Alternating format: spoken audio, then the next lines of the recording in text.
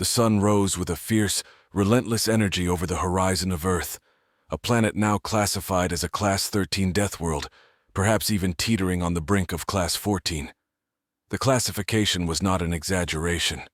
The once blue and green jewel of the Sol system had transformed into a tempestuous arena of survival, where only the hardiest dared to tread. Lieutenant Sarah Knox woke to the sound of her biomonitor beeping rhythmically in her ear, a soft yet insistent reminder that another day had begun in the ruins of New York City. She lay still for a moment, her gaze fixed on the cracked ceiling of the bunker she now called home.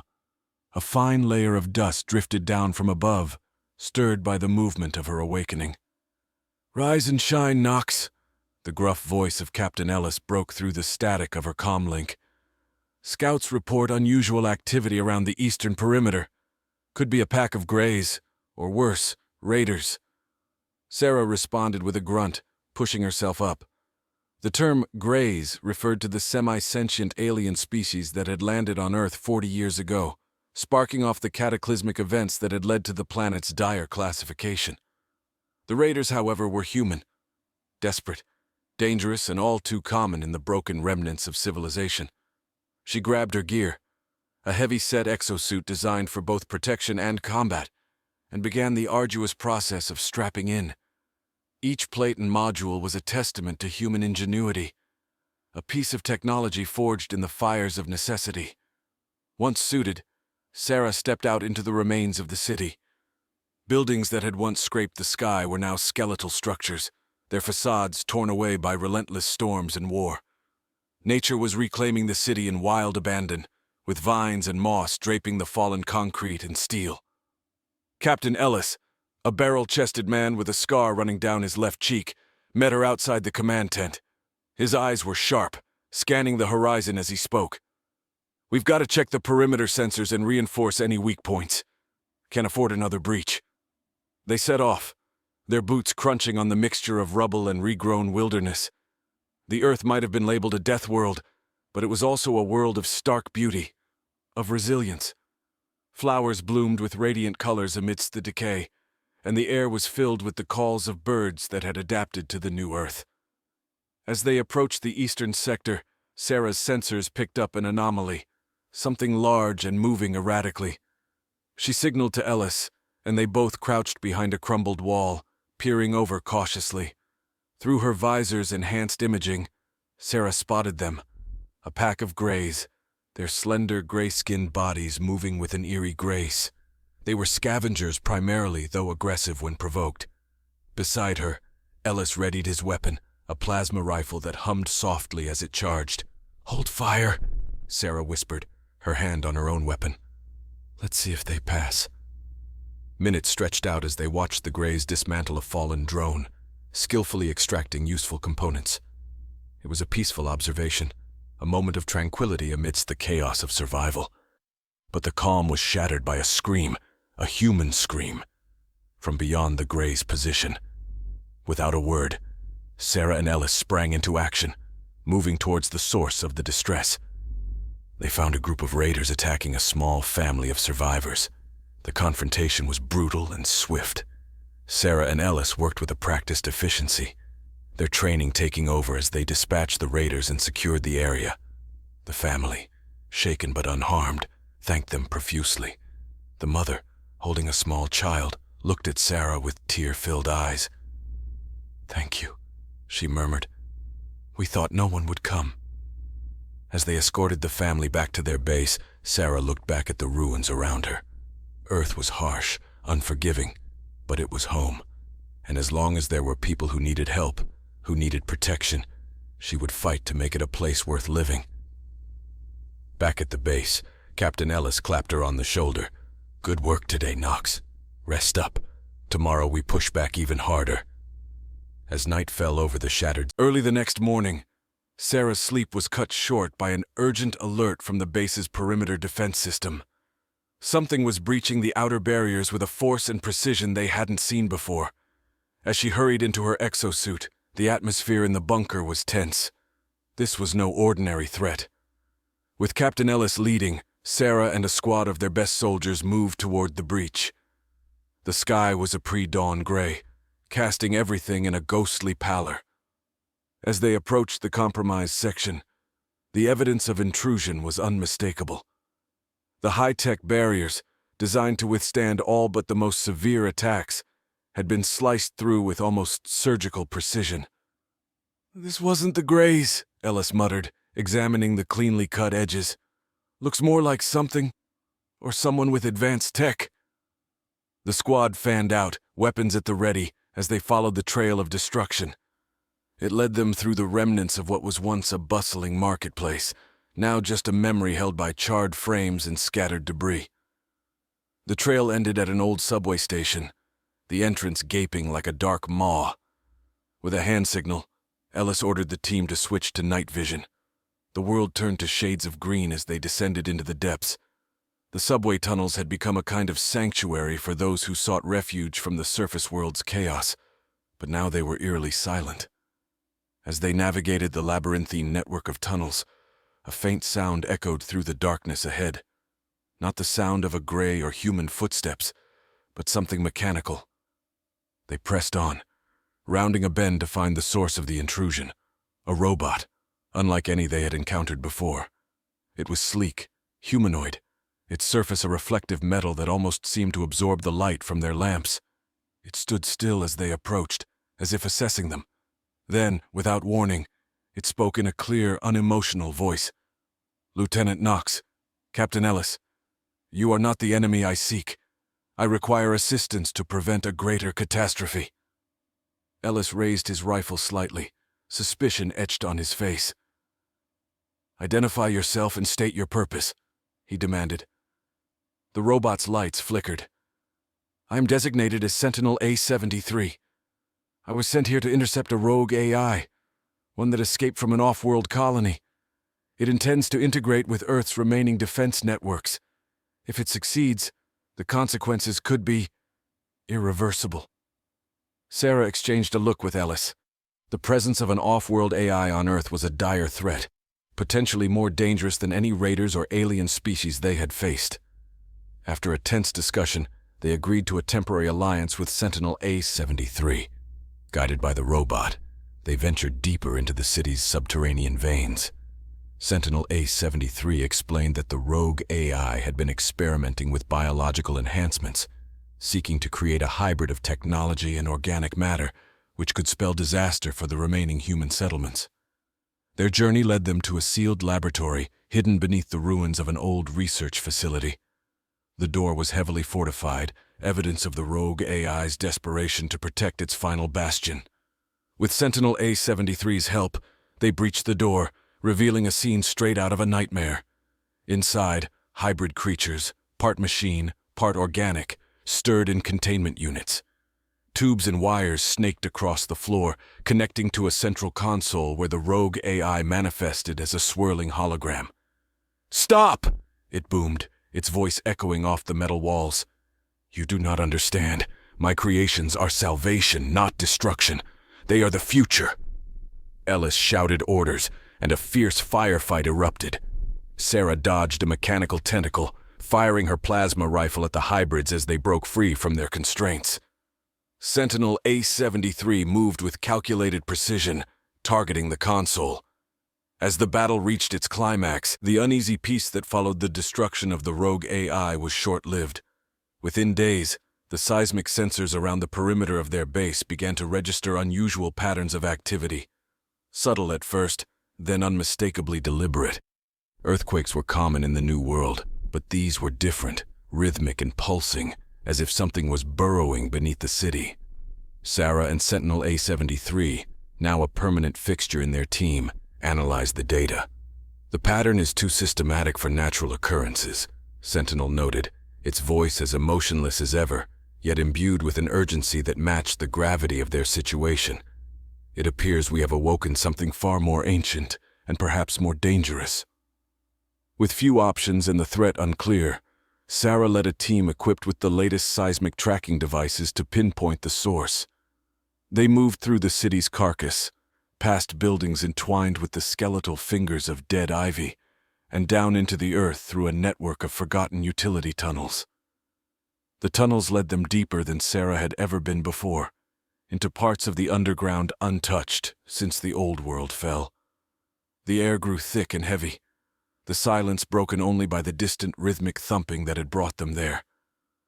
Suddenly the tunnel opened into a vast underground cavern, its ceilings lost in shadow. At the cavern's center stood an ancient machine, massive and enigmatic, encrusted with the detritus of ages yet humming with life. Its design was unlike anything post-invasion, clearly human in origin, suggesting it was a relic from a bygone era of advanced technology, long forgotten. As they approached, the machine reacted, its lights flickering to life, casting eerie shadows on the walls. A console at its base sparked, and a holographic display sprang up, projecting a map of Earth with several points marked in pulsing red. "Warning!" A synthetic voice echoed through the cavern. "Tectonic destabilization in progress. Reinitiation of core stabilization protocol required." Sarah turned to Sentinel A-73. "Can you interface with it? We need to know what it's trying to stabilize." The robot moved forward, cables extending from its arms to connect with the console. After a tense moment, it spoke. "This is a terraforming unit, part of a network. It seems these were designed to stabilize Earth's geology post-cataclysm. The system has been dormant until now, triggered by our recent seismic activities." The implications were staggering. If they could reactivate the network, they might be able to reverse some of the planet's environmental damages, offering a chance not just for survival, but for recovery. But as the machine sprang fully to life, it was clear that reactivating the network would be a monumental task. The other units were offline or destroyed, their locations hazardous at best. Determined, Sarah formulated a plan. "We need to find and reactivate the remaining units. Each one we bring online should stabilize the region around it, buying us more time and safety. The operation would require them to split into teams, each tasked with reaching one of the marked locations on the holographic map. Sarah assigned herself to the most dangerous site, a unit located beneath what was once the Pacific Ocean floor, now a treacherous stretch of water-infested ruins. As they prepared to depart, the weight of their mission settled over Sarah. This wasn't just a fight for survival now. It was a chance to reclaim their world. She looked over her team, their faces set with determination beneath the glow of their helmet lights. "Let's move out," she commanded, her voice resolute. As they headed back to the surface, the machine continued to pulse behind them, a beacon of both hope and warning. They were no longer just scavengers among the ruins. They were custodians of the planet's future. As Sarah and her team embarked on their mission to activate the remaining terraforming units, the landscape above ground shifted from the familiar ruins of cities to the more unpredictable territories that had been reshaped by decades of neglect and the violent reclamation by nature. Their target was the submerged remains of what was once a thriving coastal city, now a part of the Pacific's treacherous embrace. Equipped with submersible suits, the team descended into the cold, murky waters. The city below was a ghostly maze of buildings and streets, transformed into a coral-encrusted underworld. Fish darted through the hollowed windows of skyscrapers, and sea plants swayed gently in the current where people once walked. Navigating through the submerged city required careful maneuvering, avoiding sharp metal and unstable structures ready to collapse at the slightest disturbance. Sarah led her team with a steady hand, guided by the coordinates that pointed them to the underwater terraforming unit.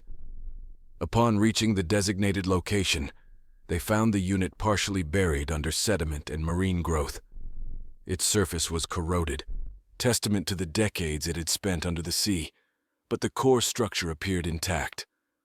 Sentinel A-73, adapted for aquatic operations, began the delicate process of excavation and reactivation. Meanwhile, Sarah kept a vigilant watch. The ocean was not devoid of threats.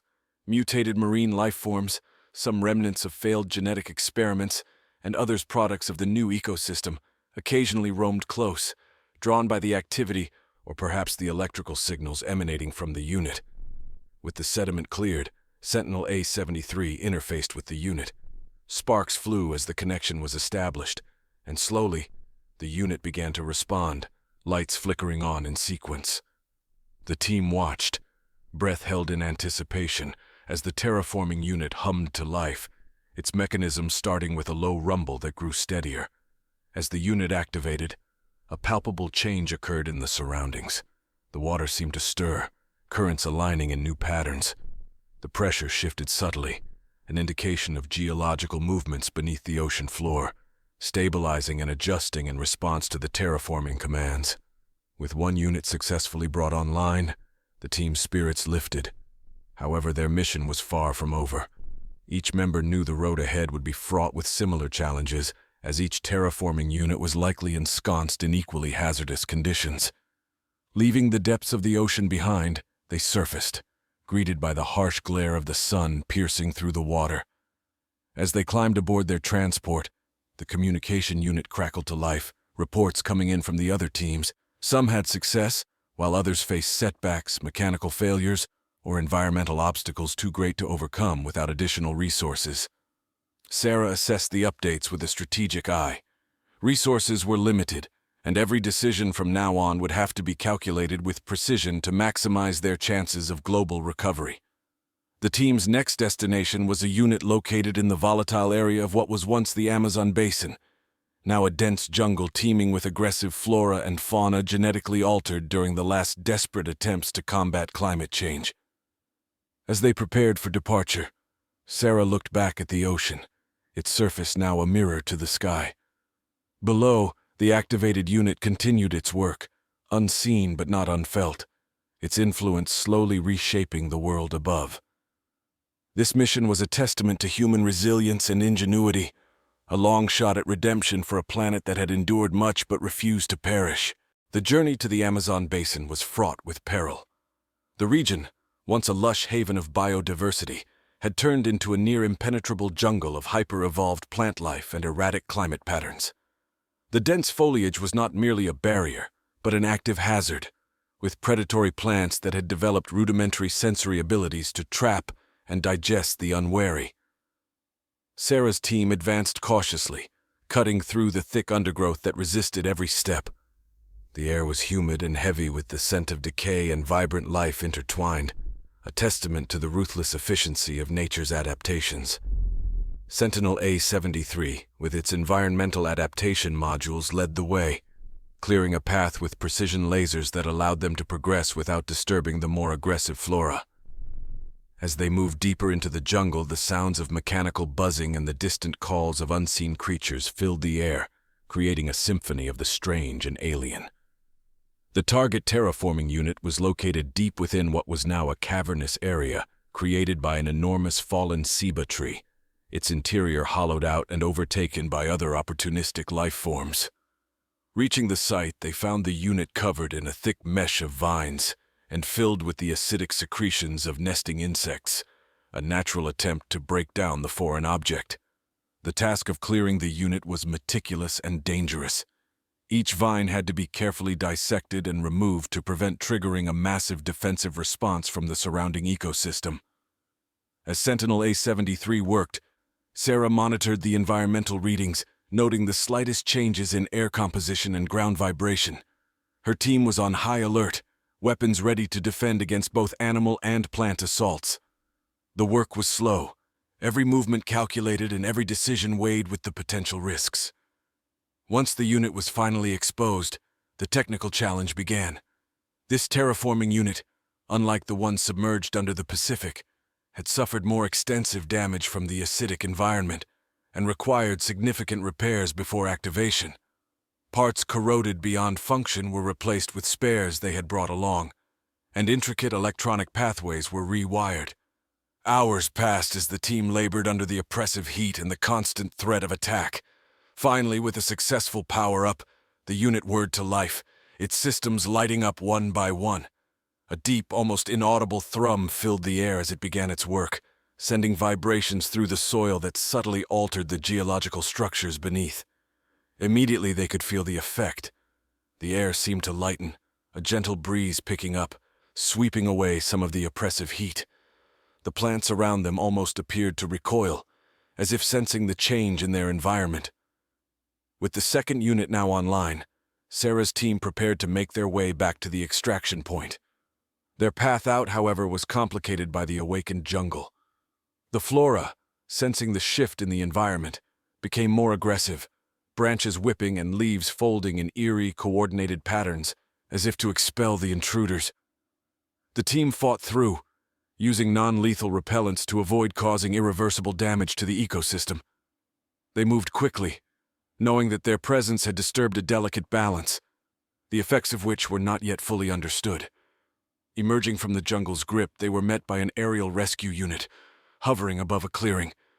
They ascended into the sky, leaving behind the now murmuring jungle, its chorus a mixture of mechanical hums and natural calls. As they returned to base, reports from other teams flowed in. Some had success, others were still struggling with their respective challenges. But with each activated unit, the hope for Earth's recovery grew stronger, not just as a dream, but as a tangible reality being forged through their efforts. The global environmental network was slowly knitting together, each node sparking changes that promised a future possibly as verdant as the Earth's ancient past. The momentum gained from the successful activation of the Amazon unit bolstered the morale and determination of Sarah and her team as they prepared for the final leg of their mission. The last terraforming unit was situated in the frozen wastelands of Siberia, an area once ravaged by permafrost melt, and now a chaotic blend of ice and unstable terrain. This region posed unique challenges, not least because of the extreme cold and the unpredictable weather patterns that could change from clear skies to blizzards within hours. As the team's aircraft descended into the frigid landscape, the stark white of the ice was blinding. The once permafrost-rich tundra had transformed into a labyrinth of ice canyons and frozen rivers, a testament to the planet's severe climatic shifts. The terraforming unit, according to their maps, was buried deep beneath a glacier that had partially collapsed, its location accessible only through a network of ice caves. Equipped with thermal gear, Sarah led her team across the icy expanse. The cold was relentless, seeping into every gap in their clothing. Sentinel A-73, its systems adjusted for the low temperatures, scanned the ice for structural weaknesses, guiding the team along the safest routes. Navigating the ice caves was like moving through a crystal maze. The beauty was surreal, with walls of ice glowing ethereally in the light of their headlamps. Yet every step was perilous, the echo of their movements a constant reminder of the potential danger from shifting ice and sudden collapses. Reaching the unit required hours of careful progress. When they finally located the terraforming device, it was encased in a thick layer of ice, its structure distorted by the weight of the glacier above it. The task of extracting and reactivating it seemed daunting. Using heat emitters, they began the slow process of melting the ice surrounding the unit. It was a delicate operation, as too much heat could destabilize the glacier further, while too little would not penetrate deeply enough to free the device. Sentinel A-73 worked alongside the engineers, its calculations critical in maintaining the balance required to safely release the unit. As the ice melted, water pooled around their feet, and the unit gradually revealed itself, a relic from a time when Earth scientists first realized the need for drastic measures to save their planet. The technology was old yet surprisingly advanced, designed to last centuries. With the unit finally accessible, the team set to work on diagnostics and repairs. Many of its components were damaged or had degraded over time, and they replaced them with parts they had carried on the perilous journey. Sentinel A-73 interfaced with the unit, uploading new software and rebooting its systems. After tense hours, the unit flickered to life, its lights cutting through the gloom of the cave. A deep hum vibrated through the ice, the sound of the unit resuming its long-dormant functions, sending seismic waves deep into the earth to stabilize and rejuvenate the land. As the team made their way out of the ice cave, they could feel the change in the air. The bitter cold seemed less biting, and the ice underfoot felt firmer, more stable. It was a subtle shift, but to those who had fought so hard for it, each sign was a confirmation that their efforts were reshaping the world. Back at base, the full impact of their mission began to dawn on everyone. With all the units active, they had initiated a global network of ecological recovery. Reports poured in from around the world, detailing environmental improvements, stabilizing ecosystems, and receding extreme weather patterns. In the command center, Sarah watched the global maps updating in real time, bright nodes of the terraforming units pulsing steadily. She felt a mix of exhaustion and elation. The world was healing, slowly but inevitably. As they debriefed, plans were already forming for the next phases of recovery, replanning